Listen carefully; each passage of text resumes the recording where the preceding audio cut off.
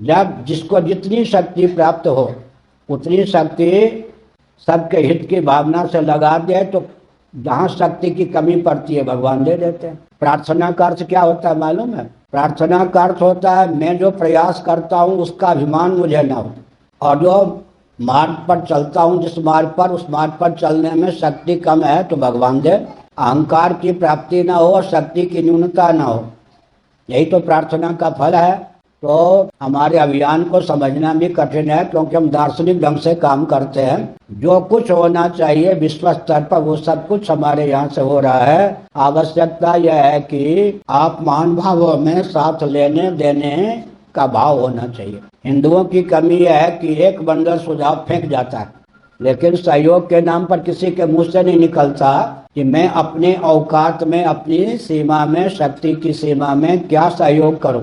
यह नहीं निकलता, बिल्कुल नहीं निकलता। आपको ये करना चाहिए, ये करना चाहिए, यह करना चाहिए, सुझाव बंडल फेंक जाएगा, मुंह से नहीं निकलेगा धोखे में कि मुझे आपके इस अभियान में क्या सहयोग करना चाहिए। एक चुटकुला सुनाता हूँ। पूज्य स्वामी अखंडानंद जी महाराज के यहाँ में था, उनके पास एक निर्धन सामान्य ढंग से भोजन करने वाला व्यक्ति आया। उसने क्या कहा मालूम?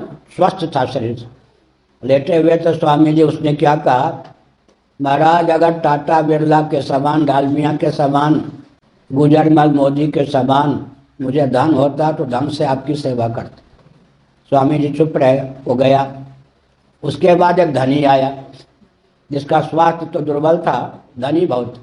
उसने कहा महाराज अगर आज मेरा शरीर ठीक होता, मैं स्वस्थ होता तो पाँव दबाता। स्वामी जी चुपचाप सुनते रहे, वो भी चला गया। उनके पास बैठे हुए थे एक हाई कोर्ट के, दिल्ली हाई कोर्ट के अवकाश प्राप्त जस्टिस दंडी स्वामी बाद में हुए, हमारे गुरु भाई बिपिन चंद्रानंद मिश्र, बिपिन चंद्र मिश्र नाम था। उनसे स्वामी जी ने कहा कि दोनों की बात सुनी।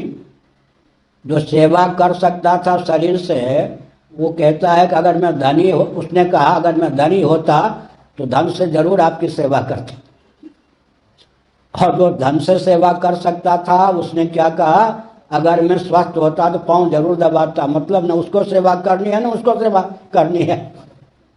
एक मैंने संकेत किया, तो जो मुझे करना चाहिए प्राप्त परिस्थिति में, मैं कोई रामकृष्ण का अवतार नहीं हूँ लेकिन नरक से भी आया हुआ नहीं हूँ, ठीक है ना?